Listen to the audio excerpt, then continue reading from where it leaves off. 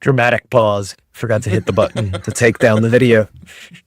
Hello and welcome to Eat Sleep Code, the official Teller podcast. I'm your host, Ed Charbonneau, and with me, as always, is my co-host, John Bristow. How are you doing, John? I'm great. Very busy week. It's turning into winter here, so that's why I've got the old jumper on, or sweater, as you say in North America. But good. I envy you. We are heading into summer, and I'm not a fan of the heat. There you So go. the cool weather is starting to dissipate, and it's been kind of close to the 80s here. So Software developers and humidity do not mix. no, me and outdoors don't mix. Like outside, outside the confines of air conditioning, I wither and die. That's why we like server farms so much, right? Yeah, this Just is hang how out I'm there. built. This is the show where we talk about how much we hate warm weather and some technology and AI news as well. With that said, I should probably share what we're going to talk about today. We'll start off with, I had the right tab up. We'll start off with this one. There's been a lot of new AI models. We'll talk about some of that in just a moment. And along with all of the new large language models rising, um, there's some evidence that hallucinations are on the rise as well. And there's a decent read here about some things that you can do to help mitigate some of this stuff. But all AI models, all large language models have hallucinations and can be convinced that they know things that they don't really know. After all, these things are just really guessing, like word for word, letter for letter, you know, characters in a sentence. So it's pretty easy to lead them on, actually, and get responses you want if you know what you're doing. But anyway, hallucinations are part of this new AI era that we're living in, and this talks a little bit about what they are, how they happen. It goes into a little bit about GPT-3 and DeepSeek R1. Um, and there's different types of hallucinations as well that they kind of talk about in the article here. There's the thinking hallucinations where it's inventing things.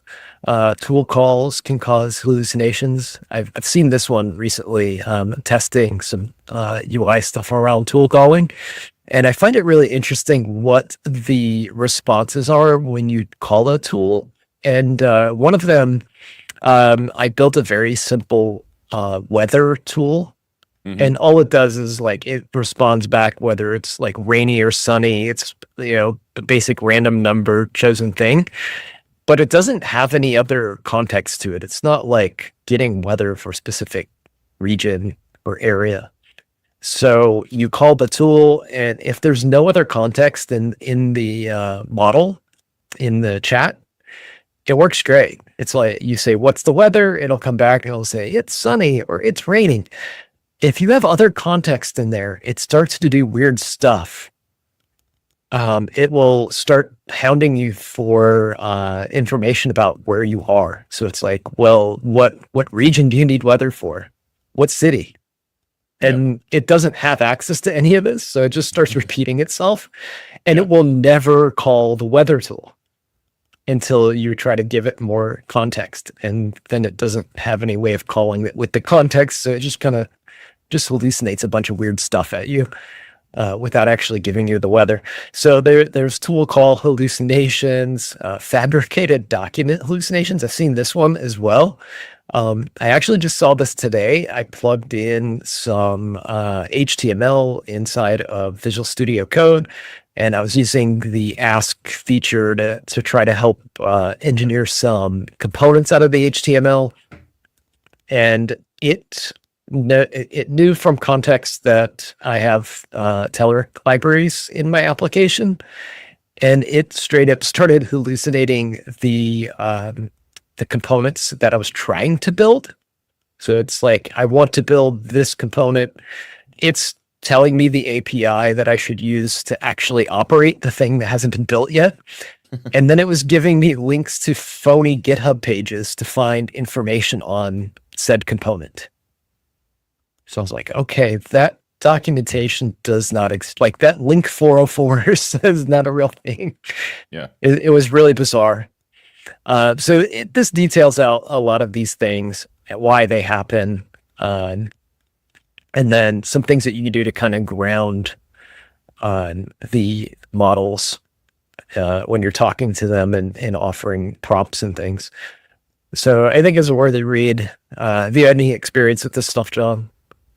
Yeah, actually, one of the things that came up internally recently was, one of the big trends now is because people are using tools like ChatGPT a lot these days. Is they're like, oh, you should ask ChatGPT what kind of person you think it is.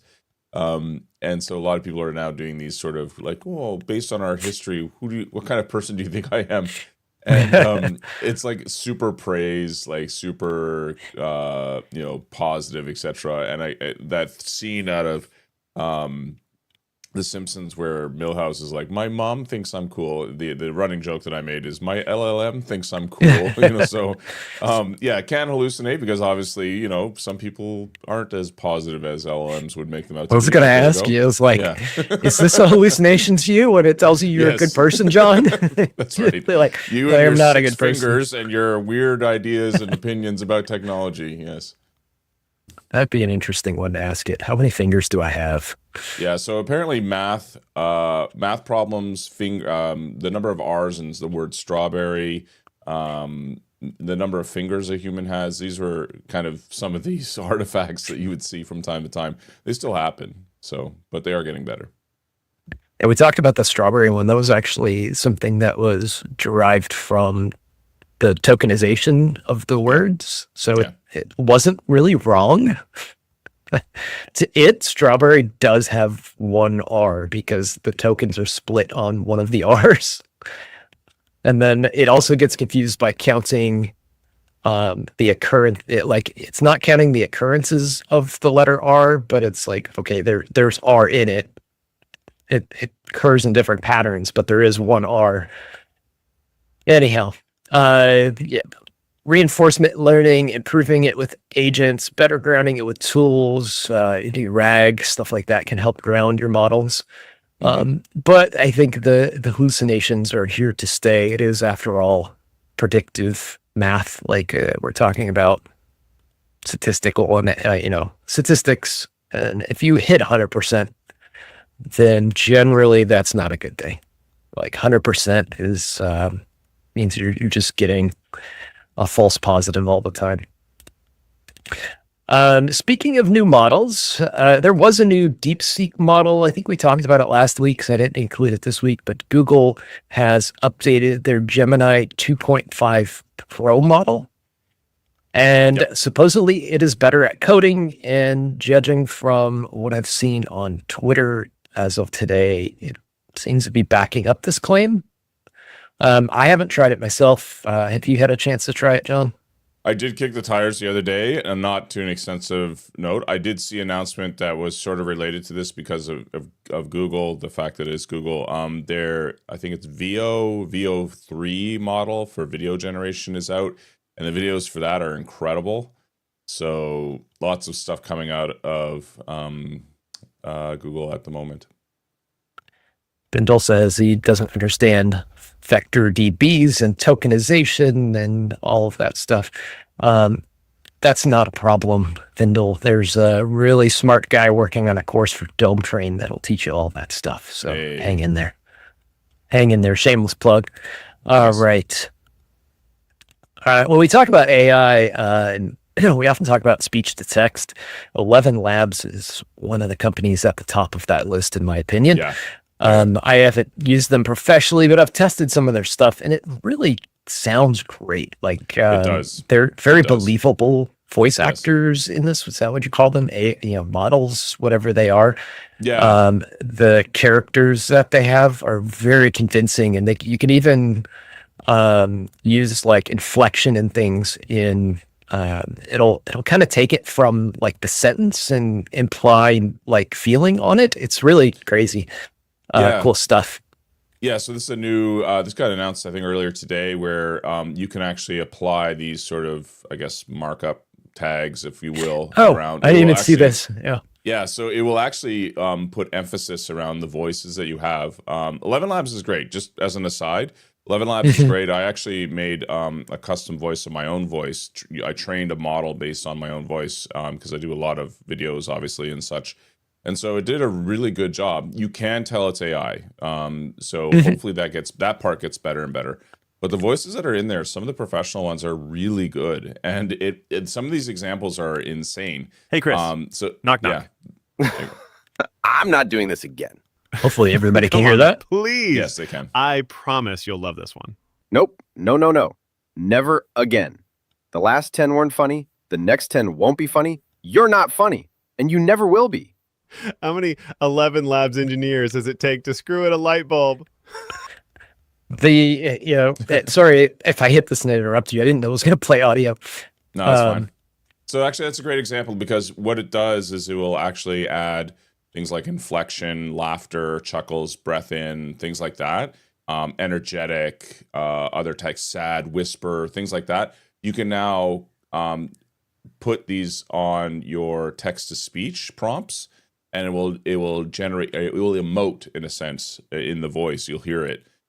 This is really cool. I thought this is something that I've used 11 Labs before. I love something like this, and you can energize. Essentially, it doesn't sound so robotic, Ed, because of the voice to text. Sorry, the text to voice. So there you go. Yeah, I think it does a little.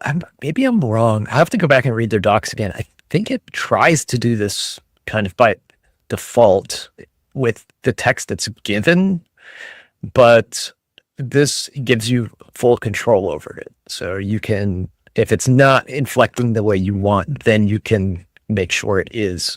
But I thought they automatically tried to pick up some of this inflection. They do, Okay. right? But this is definitely to a certain extent. It doesn't have all the inflection that you possibly want. And you know, a classic example is if you were to try and do a text to speech of, like, say, a sports announcer where they get really energetic about a goal. Yeah. It will read it like, and he scores, and what a goal, sort of thing, as opposed to the example they provide where actually they have an announcer, sports announcer, doing that. You can also do it in the dialogues. So one of the things that 11 Labs does support is the ability to do agents, and so you can actually have speech agents act on your behalf. Now, it's super obvious when you talk to them over the phone, but I think this sort of stuff is kind of interesting. Okay, wait. Oh, just it give just me a overrided second. everything. Because this voice model, it sighed. Ugh, another Monday. Oh, it won't let Like me it had a pause calendar That's- and an Yeah. Oh, attitude. there you go. Just kill the I window. wasn't ready. Then it made this little hum. Doo-doo. All right. All right. That They was need to creepy. fix their UI, but they need to fix their UI. But other than that, they've got some really good technology. I like it. I do too. So let's see. On to the next thing. We'll talk a little bit about Yes. what vibe coding. Jeez. The article says what professionals really think about vibe coding. Many don't like it, but almost everybody agrees it's the future. What do you think, John? There was that. Well, it's like that joke we referenced last week, where it took my massive program and got it down to one file. It was beautiful, and it didn't work. So, I don't see anything but negativity. But who knows? Maybe this is the thing. We're on this march forward. I'm sure people came up with this sort of conversation around compilers. I'm not going to let some compiler turn my code into intermediate language. What are you talking about? Sort of thing. And who knows? Maybe vibe coding is the future. The future. That's another fun experiment we'll talk about in a second. The whole like compiler aspect of this. But before we talk about that, just scrolling through the article here, there's some anecdotal surveys that he gave out and got some feedback on, and they came in really mixed. A lot of it dismissive, but I mean it's a very even scored like result. So it's nobody's like Landslide loves this, Landslide hates it. Everybody's kind of all over the map here. And I think it's just way too early. And the hallucination article I was talking about earlier really plays into this because I have spent too much time kind of not debugging, because debugging is not the right word, but like troubleshooting the experience, the developer experience, more than I have used, gotten benefit of using these things. Yep. So I keep tripping over my own shoelaces, so to speak, when I use these things. Like the examples I gave earlier, like hallucinating like GitHub pages and things that didn't exist. And then there was another instance today where I was trying to utilize some of our open source libraries, and I was trying to get GitHub Copilot to take in some of our open source components and reutilize some of those in Blazor. So it's like I've got some HTML that renders a UI component. I want to make that into a Blazor component. I paste in the HTML. I ask it to do some stuff with the code, and it finds the source code on GitHub because it's open source code.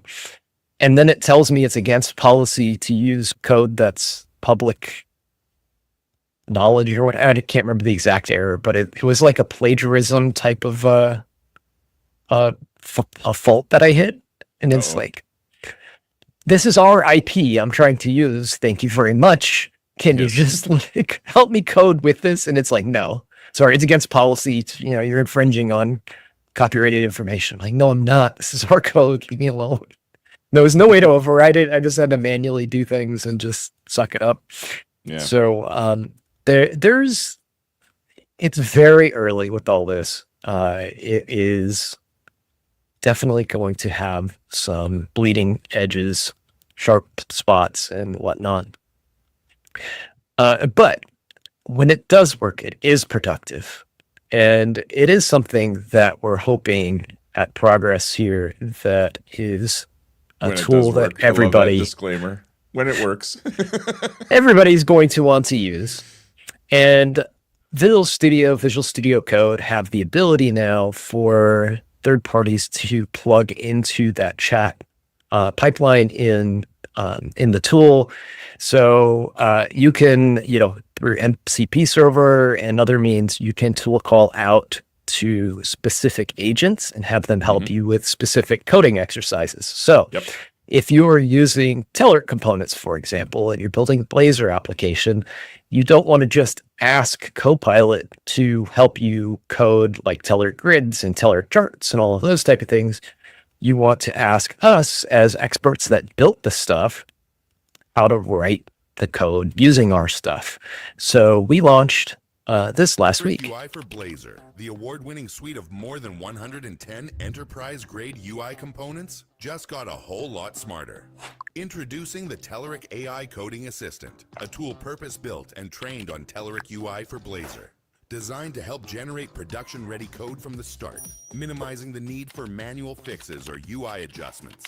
The AI Coding Assistant works as a GitHub Copilot extension or MCP server or tool within virtually any IDE, ensuring you get high-quality code for Telerik UI components quickly and efficiently.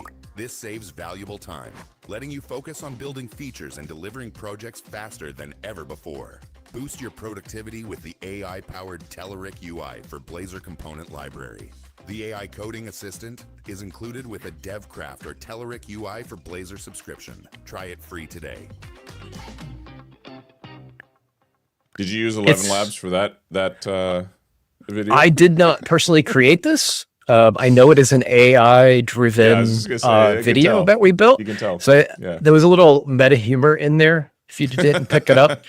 But there's an AI-generated actor and voice and everything in all of that. It's really good though. It is. This is just a perfect example of you can just type it out and it does a good enough job, and it saves you from having to get your room perfect and sound profile perfect, and you can just type it out and make changes quickly. This is why I like it. So yeah, it wasn't like a technical presentation. It was just a little bit of marketing announcement that we wanted to make. Exactly. And Sam and Cindy on our team got together and put that video together. I think it came out really well. It got the message It did. across. Yes. It's What was the message? I'm kidding. it's a very nice tool. I will preface by saying Visual Studio Code's experience with this stuff seems to be better. Okay. I've had some trouble with Visual Studio Enterprise on getting this stuff to work all of the time. And it's not our tool, it is the integration points on Copilot okay. that keep failing. So you can add an MCP server. This is all documented on our website of how to do this. Right. So you can add the MCP server. There's like basically a JSON file that you drop into a path on your system. There's various places you can put it. So I just say, kind of path. But once you do, Visual Studio should pick that up. Notice I say should. And this is where it starts to go off the rails a little bit. Sure. When you open the chat little panel on Copilot, you have to check the tools, the MCP tools that you want to call. So, you drop your little JSON file in, you check the box, you type in your query, and it should call our tool. That works fine. But when you close that chat window and open it again or start a new chat, you have to go in and select your tools again.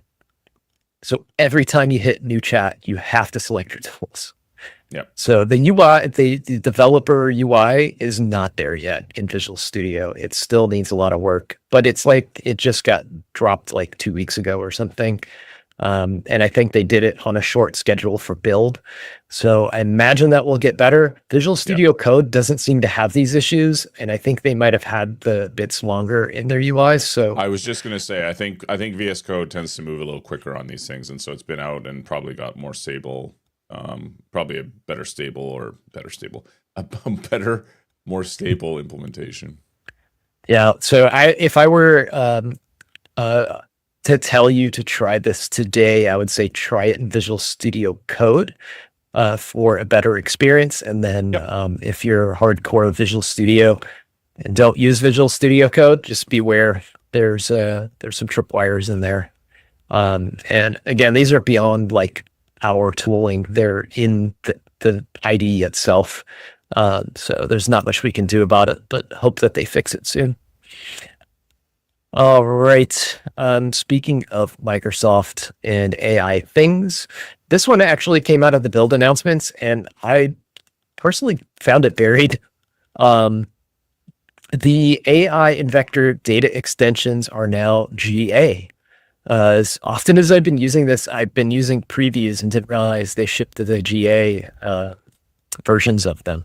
So Microsoft extensions, AI abstractions are both the GA, and so is extensions vector data abstractions.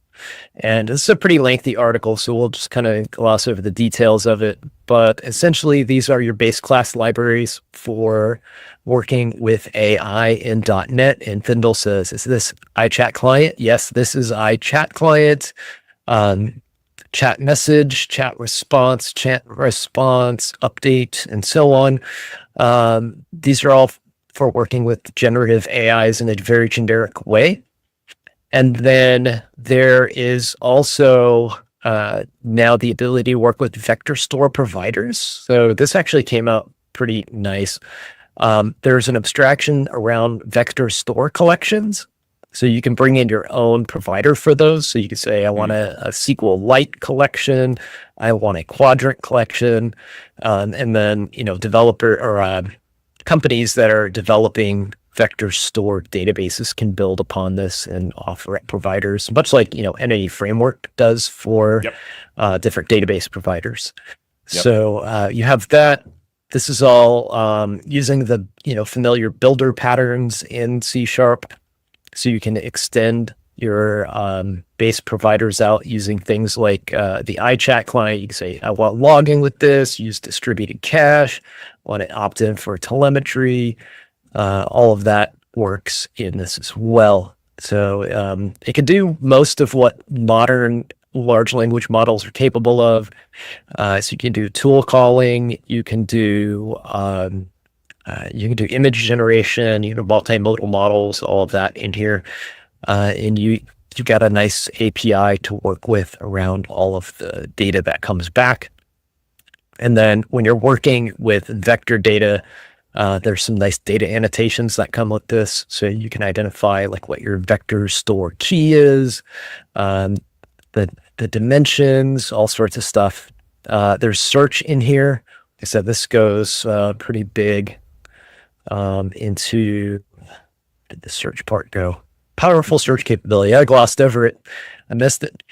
So you can do vector search on that. So it's got a search async method that you can call into, and you can get back your search results. You'll get back also like a score on those. So you could filter out, things that came back in your vector search, but weren't really great matches.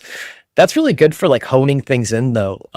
It always depends on what exactly your product is trying to accomplish, that you either want really accurate scores only, or, maybe you're just trying to do like a generic search and pull up some documents for RAG or something like that. You might want to loosen the reins on that a little bit and say, anything under 50 or over 50% accuracy or 0.5, we'll go ahead and take those because we're just going to display a list of, documents for somebody to go find more information on anyway. Yep. So it's got that ability in it. It talks a little bit about the ecosystem, how you can pull in or create rather. So you can create and publish MCP servers with the .NET MCP SDK. That's part of all of this tool chain here. Evaluations, I have not gotten into this yet. This is something that's really brand new. I'm surprised to see that this is GA. They just started talking about these bits not that long ago. And you have like a method of doing analysis on your LLMs and the prompts. So you can evaluate whether they are efficient or not, and then you can diagnose different problems as well. Like these are testing guardrails. So like indirect attacks. I think of it as like the unit testing for your AI outputs. So they allow you to track your response quality over time, and you can detect things like regressions and things like that. So should help a lot.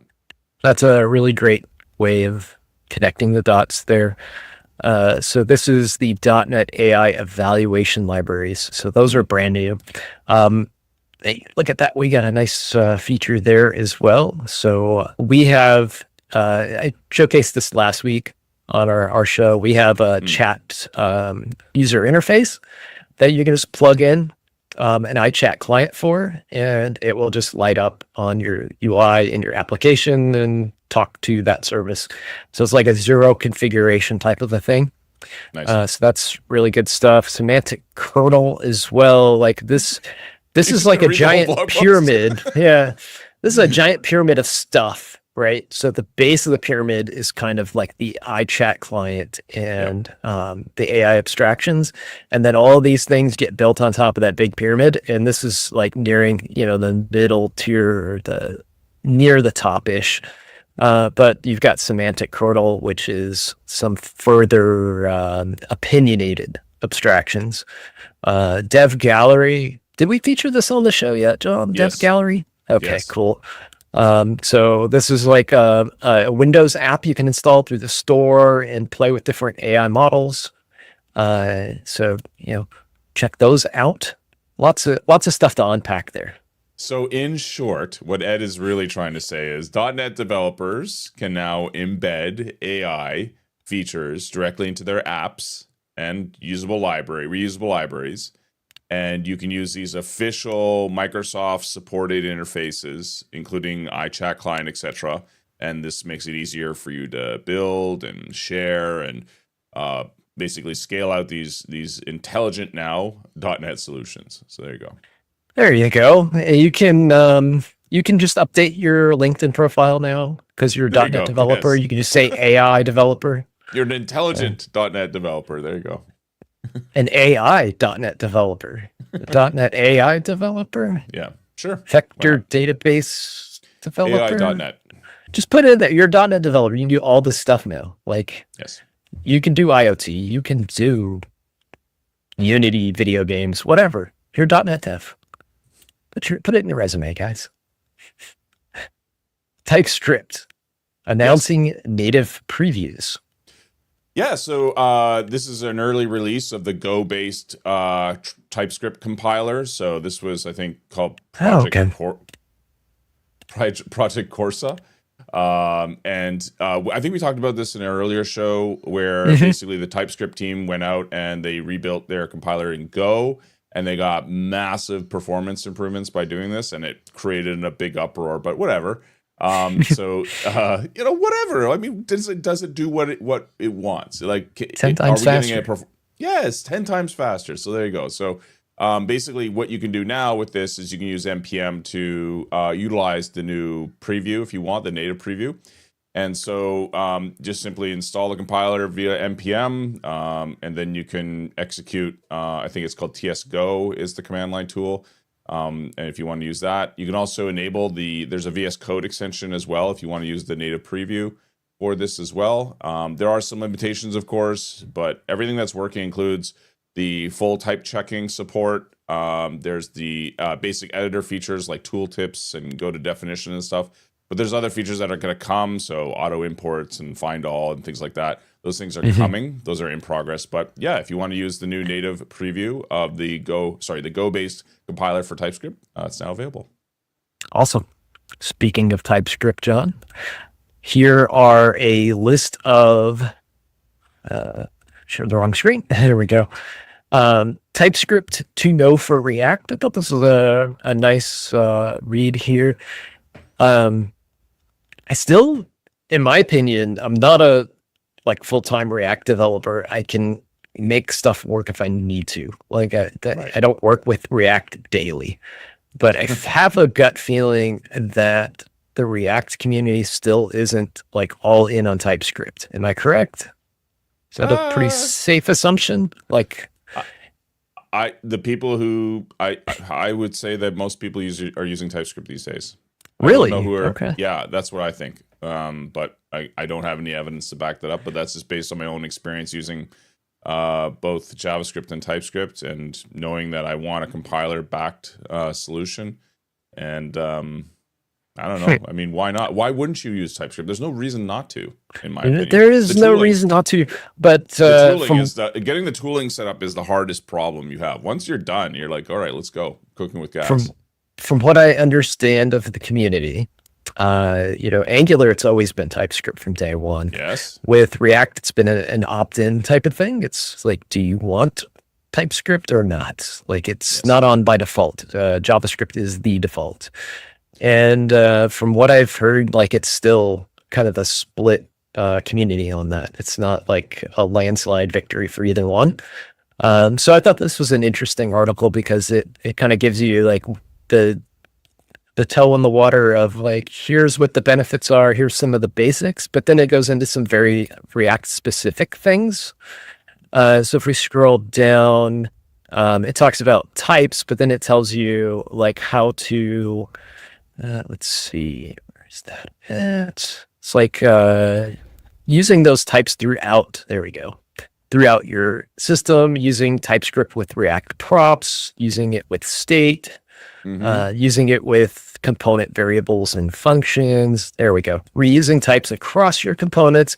So it covers the basics of here's what TypeScript does, and then it goes further into it and it gives you React examples of how to use TypeScript. And I thought that was nice. So if you want to check this out, it's up on Dev.to. This is TypeScript to know for React.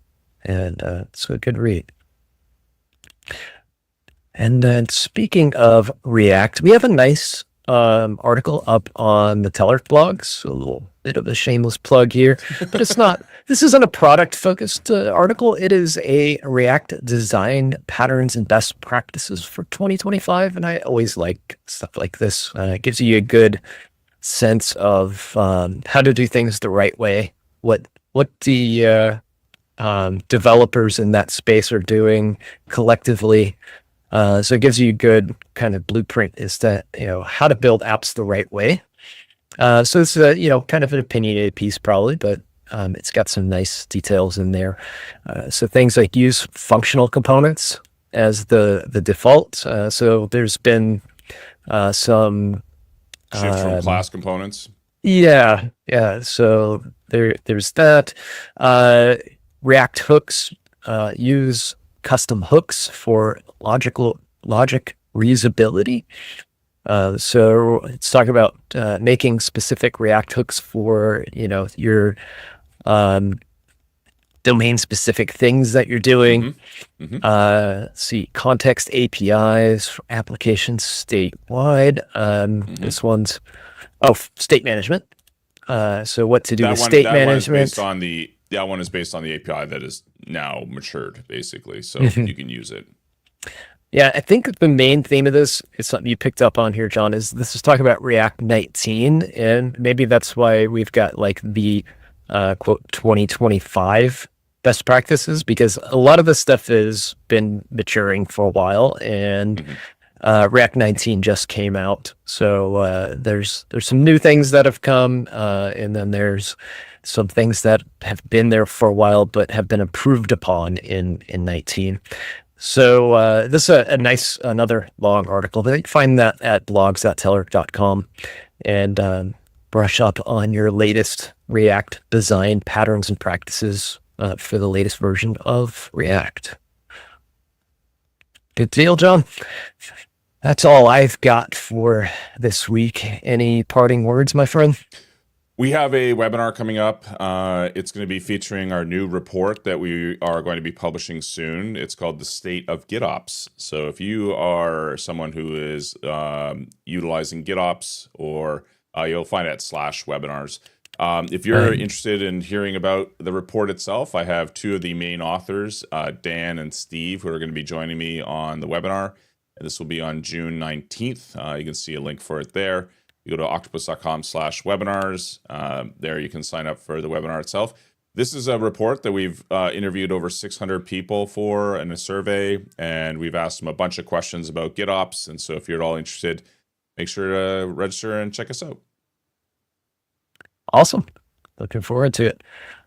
All right. We'll talk to you folks next week. It's been a busy week here at Progress. We just launched all of our new bits for this quarter, this half of the year, believe it or not.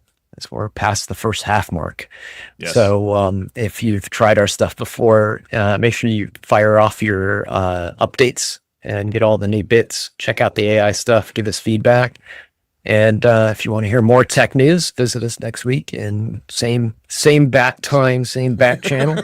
Just gonna say, we'll give you our opinions on what's happening in the tech news, the software development, AI world. Y'all are just still chatting it up about TypeScript in chat. I think I sparked a debate there when I started talking about the relationship between TypeScript and React. People that are on both sides of the fence love it, hate it. IDEs work and don't work with it. So SoftPaw, it should work great with Visual Studio 2022, but I haven't been doing a lot of TypeScript, so I don't know. I haven't had problems with the little bit that I've done. But other than that, take care, folks. We'll talk to you next week. see ya.